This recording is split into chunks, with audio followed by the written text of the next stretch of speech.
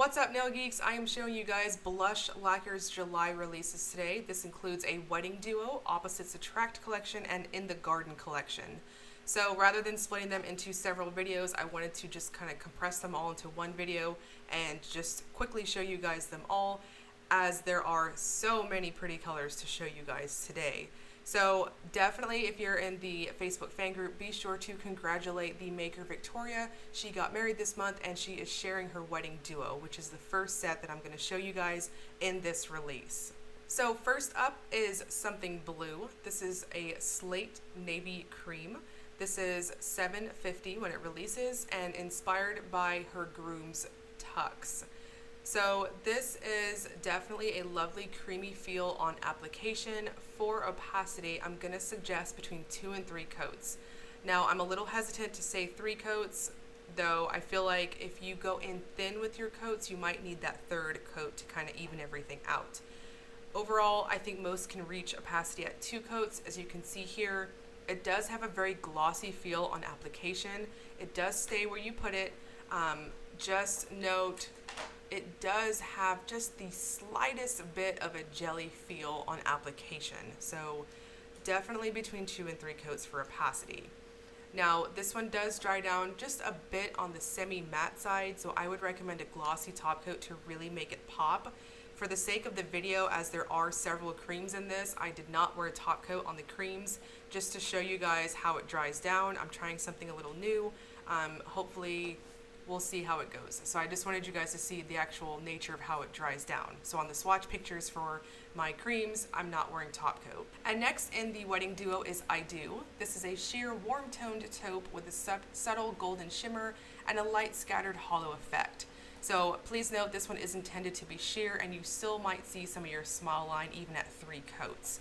This one will be 7 when it releases. So overall, definitely a sheer color. It starts off really like a champagne-y type of color. I do agree it is a warm-toned taupe. Side note, this one is inspired by Victoria's wedding dress that she wore, and definitely sparkly.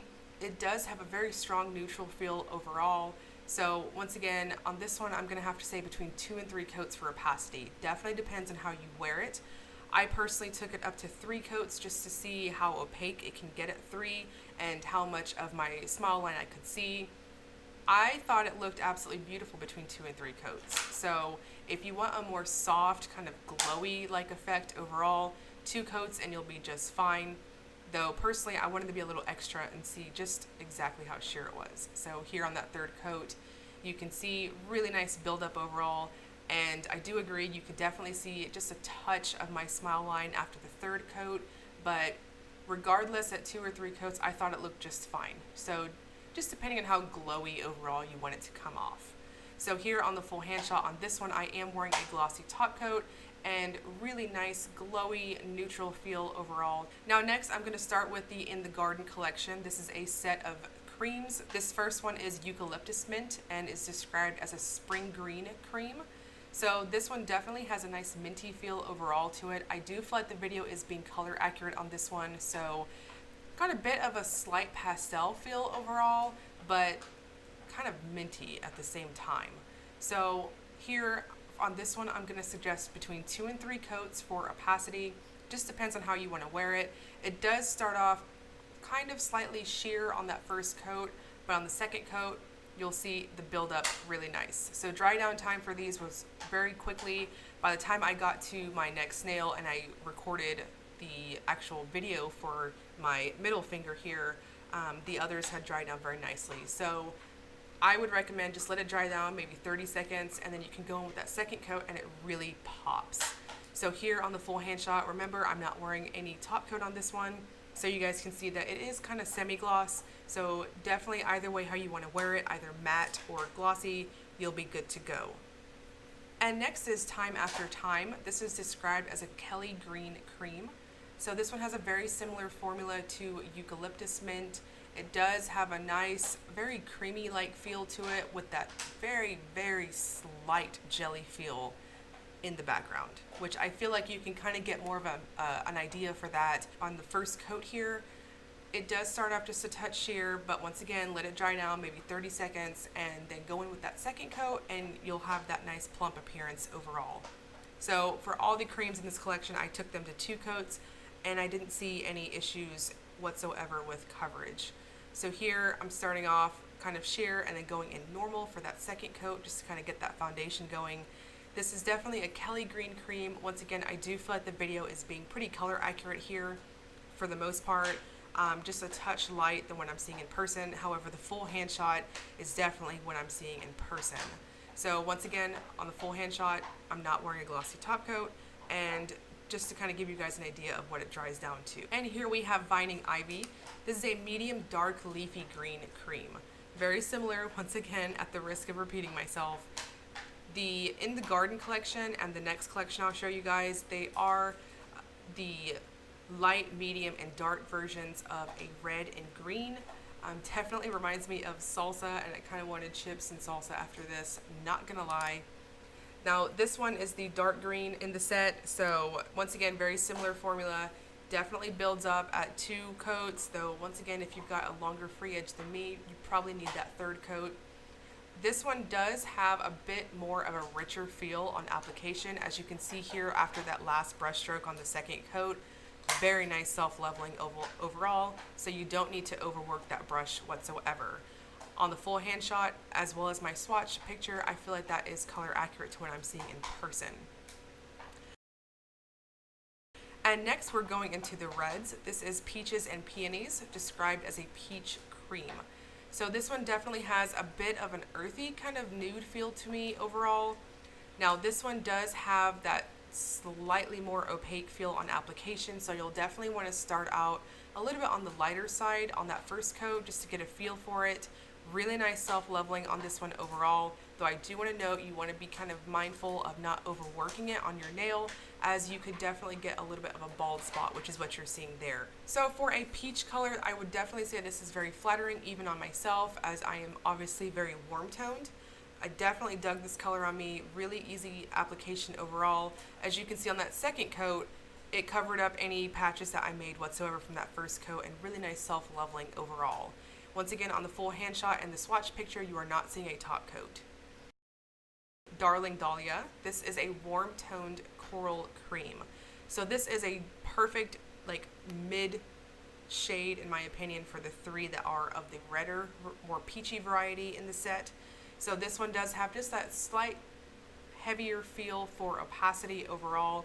Once again, you don't want to overwork it, just let it do its thing and let it self-level overall, and you'll be good to go. So really nice coverage on this one. On that second coat, it really plumped out for me. So easy peasy. Definitely on this one, I would say for the most part, everyone on the average will probably just need that second coat for opacity. So once again, this one dries down kind of semi-gloss, kind of slightly on the flat side. So once again, either way, matte or glossy, you'll be good to go. Easy drying time overall, and this is a definitely lovely kind of medium coral. I do feel like my swatch video was color accurate on this one.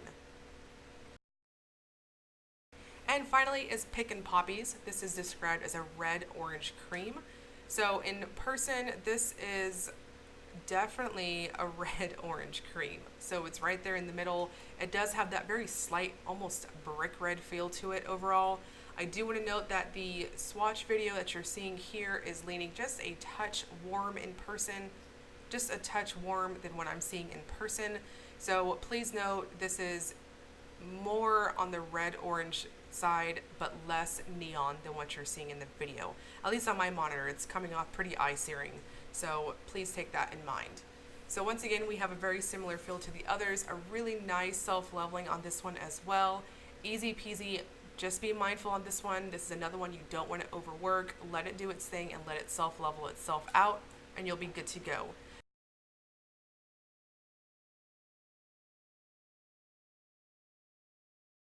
And next we are going to go into the Opposites Attract collection. So the first one is Sorry Not Sorry. This is described as a spring green base with a pink, orange, gold to green shifting shimmer. So overall, this one feels very crelly-like to me. It does have that kind of slightly bouncy-like feel on application. So just let the wide brush do the thing for you and let it spread out on your nail. This one stays where you put it. Really nice formula overall. I'm going to suggest between 2 and 3 coats for sure on this one, depending on how you want to wear it. It does start off a bit sheer. I do want to note that these are also intended to pair with the creams as well, so you can definitely use these as a topper over their respective creams, or you can mix and match either way to get different varieties of color and shimmer overall. So I definitely wanted to show you guys them on their own just to kind of get a feel for the application and how they work. So here on that second coat, you're really seeing it just build up really nice.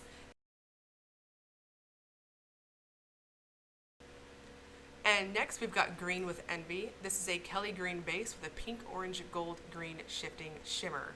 So this is another one that the shimmer is very strong in person. You'll easily see it shift between that orange to that pinky to that gold color. Very, very responsive to just that kind of foiled-like effect overall. So once again, we've got that lovely Kelly green base. I do feel like the video on this one is being accurate for me on the color. Easy peasy application. This one does feel just a slightly more heavier on the application, so just a bit more opaque overall. So this one, once again, between 2 and 3 coats, though once again 2, I felt like it was just fine. Very strong shimmer overall. This one does have a really nice self-leveling as well. It feels just, once again, a bit heavier than the previous one I showed you guys. So easy build-up, easy peasy overall. I am wearing a glossy top coat on the shimmers, so in the Opposites Attract collection you are seeing a glossy top coat on the full hand shots and in my swatches. I really wanted to exploit that shimmer as it is very strong in person. Next is Go With The Flow. This is a medium dark leafy green base with pink, orange, gold, green shifting shimmer. So we've got the dark green going on here, and this one the shimmer really popped in.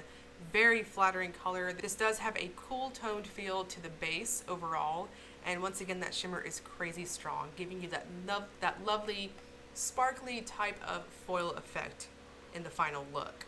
So mostly you'll see it as that pinky color, and on angles you'll see it really pop out in that gold and somewhat orange shade as well.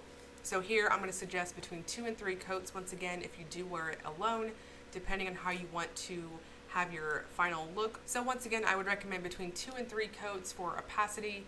Really nice overall. This is a lovely, very lovely flattering green. It does self-level very nice overall. So once again, full hand shot. I've got a glossy top coat on here.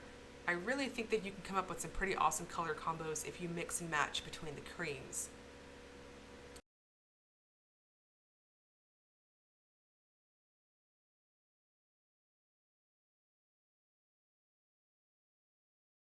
And then going into the reds, we've got Kiss and Makeup. This is a peach base with a teal, blue to purple shifting shimmer.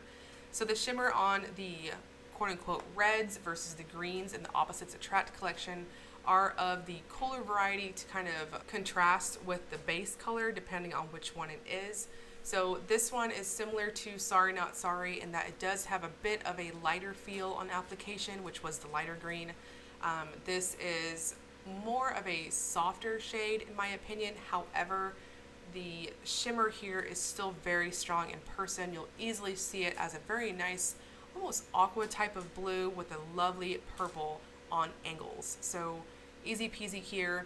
Once again, for opacity between 2 and 3 coats, depending on how you want to wear it, and I think you'll be good to go. This one does dry down a little bit on the semi-gloss side along with the rest in the Opposites Attract set, which is the shimmers.